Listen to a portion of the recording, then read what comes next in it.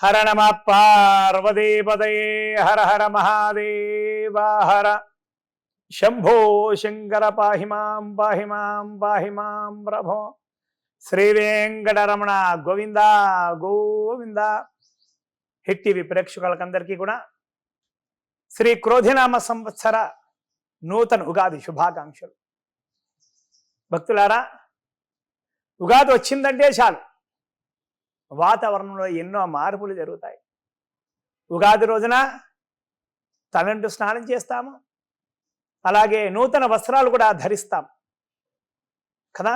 అలాగే ఇంట్లో దీపారాధన, దేవతార్చన, అలాగే సమీపంలో ఉన్నటువంటి ఏదైనా దేవాలయానికి వెళ్ళి భగవంతుని యథాశక్తిగా పూజించడం, అర్చన కానీ అభిషేకాలే కానీ లేదా భగవంతుడి యొక్క నామపారాయణ కానీ ఏదైనా సరే మనం చేస్తాం కదా. అలాగే ప్రతి ఒక్క ఆలయాలలో కూడా పంచాంగ శ్రవణం అనేది ఉంటుంది. పంచాంగం అంటే తిథి, వారము, నక్షత్రము, యోగము, కరణం. చరాచర జగత్తుకు పంచభూతాలు ఎంత ముఖ్యమో ఒక మానవుడికి ఈ పంచాంగం కూడా అంతే ముఖ్యం. పంచాంగ శ్రవణం ఖచ్చితంగా మనము వినాలి. ఎందుకంటే చాలామందికి నామ నక్షత్ర పరంగా రాశులు, అలాగే జన్మ నక్షత్రం పరంగా కూడా రాశులు ఉన్నాయి. ఆ రాశులలో గ్రహ సంచారం కూడా జరుగుతుంది, నవగ్రహాల సంచారం. అయితే కొన్ని గ్రహ సంచారాల వల్ల శుభాలు జరుగుతాయి, అలాగే అశుభాలు కూడా జరుగుతాయి కదా. మరి జరగబోయేటువంటి అశుభాలను మనం గుర్తించాలి. అలాగే వచ్చేటువంటి శుభ ఫలితాలను ఏ విధంగా మనం స్వీకరించాలి అనేది తెలుసుకోవాలనే కుతూహలము మనందరికీ కూడా ఉంటుంది కదా. పంచాంగ శ్రవణాన్ని మనం ఖచ్చితంగా వినాలి. అయితే శ్రీ క్రోధినామ సంవత్సరంలో తులారాశి వారికి ఎలా ఉంటుందో ఒక్కసారి మనం చూద్దాం. చిత్తా నక్షత్రం 3-4 పాదాలు, స్వాతి నక్షత్రము మొత్తం 4 పాదాలు, విశాఖ నక్షత్రము 1, 2, 3 పాదాలు. వీరు తులారాశి కిందికి వస్తారు. వీరి యొక్క ఆదాయము 2, అలాగే ఖర్చు 8, రాజపూజ్యము 1, అవమానము 5. మరి వీరికి ఈ సంవత్సరం ఏ విధంగా ఉంది అంటే కనుక విశేషంగా చెప్పుకోవాలంటే కనుక గురు బలము లేదు. గురువు అందరికీ కూడా అధిపతే. నవగ్రహాలలో అధిపతి సూర్యుడు ఎంత ముఖ్యమో ఈ గ్రహాలకు కూడా గురువు అంతే ముఖ్యం, బాస్. సూర్యుడు ఒక బాస్ లాగా ఇలాగో గురువు కూడా. గురువు బలంగా ఉంటే కనుక అనుకున్న పనులు మంచి చక్కగా నెరవేరుతాయి. మిగతా గ్రహాలన్నీ కూడా బలంగా ఉన్నాయి, ఒక గురు గ్రహం బలంగా లేదు. కాబట్టి మిగతా గ్రహాల యొక్క బలం వలన అనుకున్న పనులన్నీ కూడా అనుకున్నట్లుగా జరుగుతాయి. కూడా కొన్ని అవాంతరాలు జరిగినా కూడా పనులన్నీ కూడా పూర్తి చేస్తారు. అలాగే పెద్దల యొక్క ఆశీర్వాదం కోసం పరితపించాల్సిన అవసరం ఎంతైనా ఉంది. మీరు ఒక ఉద్యోగస్తులే పనిచేస్తున్నారు, మీ పైన మీ బాస్ ఉన్నారు. మీ బాసు యొక్క మెప్పు పొందుట కొరకై పరితపించాలి, కష్టపడాలి కూడా. కష్టపడితే కనుక ఖచ్చితంగా బాస్ యొక్క గురువు యొక్క అనుగ్రహం ఖచ్చితంగా లభిస్తుంది. సంఘంలో గౌరవ మర్యాదలు బాగానే ఉంటాయి, పర్వాలేదు. అలాగే గృహంలో శుభకార్యాలు పర్వాలేదు, చేస్తారు. కానీ ఖర్చులు అధికంగా ఉంటాయి. ధనము ఖర్చు పెట్టే అప్పుడు మాత్రం 1కి 2 సార్లు ఆలోచించాలి. బంధుమిత్ర సోదరుల యొక్క సహాయ సహకారాలు పర్వాలేదు, బాగానే ఉంటాయి. అలాగే నూతన భూప్రాప్తి, గృహప్రాప్తి, నూతన వాహన ప్రాప్తి కూడా కలుగుతుంది. అలాగే ఇక వివాహం కావలసిన వారికి ఆలస్యం కావచ్చు. దైవానుగ్రహం వల్ల వివాహం కుదిరితే కనుక ఖచ్చితంగా జాతకరీత్యా పరిశీలన అనేది ఎంతో ఎంతో ముఖ్యమైనటువంటిది. పరిశీలన ఖచ్చితంగా చేసుకోవాలి. జాతక పరిశీలన గుడ్డిగా నమ్మి ముందుకు పోరాదు. అలాగే మన ప్రతినిత్యం కూడా కంటికి రెప్పలా కాపాడేటువంటి జవాన్ల విషయానికి వస్తే కనుక వీరు మంచి పోరాట పటిమను కనబరుస్తారు. అలాగే పై అధికారుల యొక్క ప్రశంసలు పొందడానికి పరితపించాలి. పై అధికారుల యొక్క ఒత్తిడి ఉంటుంది, వీరికి అధిక శ్రమ కూడా ఉంటుంది. మానసికంగా దృఢంగా ఉంటారు, అయినా పని ఒత్తిడి ఉంటుంది, అధికారుల ఒత్తిడి కూడా ఉంటుంది. అవార్డులు రివార్డులు వచ్చే అవకాశాలు కూడా ఉన్నాయి. తెలివిగా వ్యవహరిస్తే కనుక ఖచ్చితంగా అవార్డులు రివార్డులు అందుకుంటారు. వీరు కూడా బంధుమిత్రుల యొక్క సహాయ సహకారాలన్నీ కూడా పుష్కలంగా ఉంటాయి. అలాగే ప్రతినిత్యం మనకు అన్నం పెట్టేటువంటి రైతన్నల విషయానికి వస్తే కనుక వీరు వేసినటువంటి 2 పంటలు కూడా ప్రతి ఒక్క పంట కూడా చేతికి అందుతుంది. దళారుల మధ్య ఇరుక్కుంటారు. అప్పుడే ఒక దళారికి అమ్ముదామని అనుకుంటాం, ఆ తర్వాత ఇంకో దళారికి అమ్ముదాం ధాన్యం అని అనుకుంటాం. అక్కడ ఎటు కాకుండా సమస్యల్లో చిక్కుల్లో ఇరుక్కునే అవకాశాలు కూడా కనిపిస్తాయి. అక్కడ కొద్దిపాటి జాగ్రత్తలు పాటించాలి. గృహంలో శుభకార్యాలు కూడా నెరవేరుతాయి. ధనము నీళ్ళలా ఖర్చు అయ్యే అవకాశాలు కూడా ఉన్నాయి. బంధుమిత్ర సోదరుల సహాయ సహకారాలు కూడా పర్వాలేదు అన్నట్టుగా ఉంటుంది. కొన్ని సమయాలలో చిక్కులు చికాకులు పెరుగుతూ ఉంటాయి. వాటి కోసం మనము కొద్దిగా ఆలోచించి శాంతంగా ఉంటే చాలు. చిక్కులు చికాకులు సమస్యలు అనేవి వాటంతటవే ఎలా వచ్చాయో అలాగే వెళ్ళిపోతాయి. కౌలుదారులకు కూడా ఇలాగే ఉంటుంది. ఒక్కో సమయానికి రుణాలు చేయవలసిన అవసరం కూడా ఉంటుంది. ఒక్కో సమయానికి రైతులు రుణాలు చేయవలసిన అవసరం ఉండదు. రుణాలు చేసినా కూడా ఎంత కష్టపడైనా సరే ఆ రుణాలను తీర్చేస్తారు.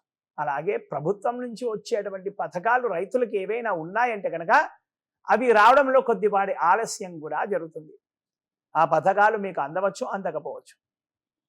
అలాగే ఉద్యోగస్తుల విషయానికి వస్తే కనుక ఉద్యోగస్తులు కూడా బ్రహ్మాండంగా ఉంది. యోగకాలం అనే చెప్పుకోవచ్చు. గురు యొక్క అనుగ్రహం లేదు అంటే మీ పై అధికారులు ఉన్నారు కదా, వారి యొక్క మన్ననలు పొందాలి ఖచ్చితంగా. కష్టే ఫలి సుఖి, పని ఒత్తిడి ఉంటుంది. ఉద్యోగుల యొక్క సహాయ సహకారాలు కూడా ఉంటాయి. అలాగే అవసరమైతే కనుక మీ పై అధికారులు మిమ్మల్ని సుదూర ప్రాంతాలకు బదిలీ చేసేటువంటి అవకాశాలు కూడా ఉన్నాయి. నిరుద్యోగులకు పర్వాలేదు అన్నట్టుగా ఉద్యోగం వస్తుంది. కాంట్రాక్ట్ ఉద్యోగస్తులకు కూడా పర్మనెంట్ అయ్యే అవకాశాలు అంతంత మాత్రమే. అలాగే ప్రైవేట్ ఉద్యోగస్తులు కూడా ఆలోచించి మరొక కంపెనీకి మారాలని అనుకుంటే కనుక అక్కడ ఏదే కంపెనీ అయితే ఉందో అక్కడ కన్ఫర్మ్ జాబ్ అంటేనే మారాలి. గాలి వార్తలు అసలు నమ్మరాదు. కన్ఫర్మ్ జాబ్ అక్కడ నాకు ఇంకో కంపెనీలో అధిక జీతంతో వచ్చిందంటేనే మారితేనే మంచిది, లేకపోతే కనుక కష్టమవుతుంది. అలాగే రాజకీయ నాయకుల విషయానికి వస్తే కనుక వీరి కష్టాన్ని అనుసరించి వీరికి మంచి ఫలితాలే వస్తాయి. కానీ అధిష్టాన వర్గం దగ్గర మార్కులు తక్కువగా వస్తాయి. వీరిపైన అధిష్టానం వారికి లేనిపోని చెప్పే వాళ్ళు చాలా మంది తయారవుతారు. అధిష్టానం వీన్ని గుర్తించడం కొద్దిగా కష్టతరం అవుతుంది. ప్రజల్లో ఆదరణ కూడా కొద్దిగా తగ్గే అవకాశాలు ఉన్నాయి. పోరాడితే కనుక న్యాయం ధర్మం మీ వైపే ఉంటుంది. పోరాడితే కనుక ఖచ్చితంగా ఫలితం వస్తుంది. కాబట్టి రాజకీయ నాయకులు కొద్దిగా పెద్దవారి యొక్క అనుభవజ్ఞుల యొక్క సలహాలు తీసుకొని ముందుకు వెళ్తే కనుక అనుకున్న పనులు అనుకున్నట్లుగా జరుగుతాయి. అలాగే సినీ రంగం కళాకారులు, media, print media, electronic media వీరిని పరిశీలిస్తే మాత్రం వీరికి కూడా అంతంత మాత్రంగానే ఉంది, మిశ్రమ ఫలితాలే, 50-50. వీరు కూడా కష్టపడితే కనుక కష్టపడినటువంటి ఫలితం ఎక్కడికి పోదు. సినీ రంగంలో ఉన్న వారికి నూతన అవకాశాలు అంతంత మాత్రంగానే ఉంటాయి. వచ్చినటువంటి అవకాశాలు సద్వినియోగపరచుకోవాలి. నటులు నటనా నైపుణ్యాన్ని ఖచ్చితంగా ప్రదర్శించాలి, కష్టపడాలి. సినిమాలు తీసే అటువంటి వారు అనుభవజ్ఞులు, పెద్దవారి యొక్క సలహాలు సూచనలు పాటిస్తే కనుక సినిమాలు ఖచ్చితంగా విజయవంతమవుతాయి. జాతీయ అంతర్జాతీయ గుర్తింపులు కూడా కలుగుతాయి. అవార్డులు రివార్డులు రావడం కష్టమే, పర్వాలేదు. మీ నటనా నైపుణ్యంతో ప్రేక్షకుల యొక్క గుండెల్లో నిలిచిపోతారు. అలాగే వ్యాపారస్తుల విషయానికి వస్తే కనుక వీరికి 3 పువ్వులు 6 కాయలుగా ఉంది. కాంట్రాక్టర్ల యొక్క విషయానికి వస్తే కనుక కాంట్రాక్ట్ ఎవరైతే ఇస్తారో పెద్దవారు, వీపై అధికారులు, వారి దగ్గర వీరికి స్థానం అంటూ ఏది ఉండదు. అంటే వీరిని పక్కన పెట్టేస్తుంటారు. సో వాళ్ళ దగ్గర జాగ్రత్తగా మంచిగా మసులుకుంటే కనుక కాంట్రాక్టులు వీరి సొంతం అవుతాయి. అలాగే బిల్డర్స్కు వారికి కూడా బాగానే ఉంటుంది. బిల్డర్స్ కూడా కొన్ని పర్మిషన్లు కూడా తెచ్చుకోవాలి కదా.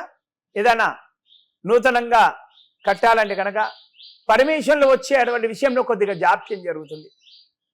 అలాగే స్థలాలు కొనుగోలు విషయంలో కూడా జాగ్రత్తగా ఉండాలి, లేదంటే వివాదాలలో ఇరుక్కుంటారు. అవి జాగ్రత్తగా పరిశీలించి ముందుకు వెళ్తే కనుక, 1-2 సార్లు పరిశీలించి ముందుకు వెళ్తే కనుక సమస్యలంటూ ఏవి కూడా రావు. అలాగే విద్యార్థుల విషయానికి వస్తే కనుక వీరికి గురుబలం లేదు, మార్కులు అంతంత మాత్రంగానే వస్తాయి. ఇతర వ్యాపకాలపై దృష్టి మరలుతుంది. చెడు స్నేహాలు దగ్గరయ్యే అవకాశాలున్నాయి. అలాగే వీరికి చాలామంది కూడా విదేశాలలో చదువుకోవాలనే ఆశ కూడా ఉంటుంది కదా. అలాంటి వారికి కూడా వీసా రావడము కష్టమే, లేదంటే కనుక ఆలస్యంగా వస్తుంది వీసా. అలాగే క్రీడాకారుల విషయానికి వస్తే కనుక క్రీడాకారులు వీరికి కోచ్ యొక్క అనుగ్రహం అంతంత మాత్రంగానే ఉంటుంది. బంధుమిత్ర సోదరుల యొక్క సహాయ సహకారాలు పుష్కలంగా ఉంటాయి. స్నేహితులందరూ కూడా చక్కగా సహకరిస్తారు. అలాగే ఇతరత్ర వేరే వారు కూడా అందరూ కూడా సహకరిస్తారు. ప్రభుత్వం యొక్క సహాయ సహకారాలు అంతంత మాత్రంగానే ఉంటాయి. ఒక్కో సమయానికి అవార్డులు రివార్డులు రావడం కష్టమే. కష్టపడితే కనుక ఖచ్చితంగా మీరు క్రీడాభిమానుల యొక్క గుండెల్లో నిలిచిపోయేటువంటి అవకాశాలు కూడా లేకపోలేదు. మిగతా గ్రహాలన్నీ కూడా బలంగా ఉన్నాయి, ఒక గురు గ్రహం తప్ప. మొత్తం మీద తులారాశి వారిని పరిశీలిస్తే కనుక వీరికి గురు యొక్క అనుగ్రహం లేదు, బృహస్పతి. మరి బృహస్పతి యొక్క అనుగ్రహం కావాలి, అనుకున్న పనులు అనుకున్నట్లుగా జరగాలి అంటే కనుక ప్రతి గురువారం సమీపంలో ఉన్న దేవాలయానికి వెళ్ళి నవగ్రహాలకు 16 ప్రదక్షిణలు చేయాలి. అలాగే దత్తాత్రేయ స్వామి వారి యొక్క ఆలయం ఉంటే కనుక దత్తాత్రేయ స్వామి వారి యొక్క దర్శనం, శ్రీ మేధా దక్షిణమూర్తి స్వామి వారి యొక్క దర్శనం, శ్రీ లక్ష్మీ హయగ్రువుల వారి యొక్క దర్శనం, లేదా అర్చనలు అభిషేకాలు ఏవైనా సరే చేస్తే కనుక చాలా చాలా మంచిది. లేదంటే కనుక గురుగ్రహం యొక్క జపం, అలాగే తర్పణం, హోమము, దానము, ఎవరైతే జపాలు చేశారో హోమం చేశారో ఆ బ్రాహ్మణులకు పసుపు రంగు వస్త్రం దానం చేస్తే కనుక, వారికి భోజనాలు పెట్టిస్తే కనుక అనుకున్న పనులు అనుకున్నట్లుగా ఖచ్చితంగా నెరవేరుతాయి. హర నమ పార్వతీ పదే, హర హర మహాదేవ్.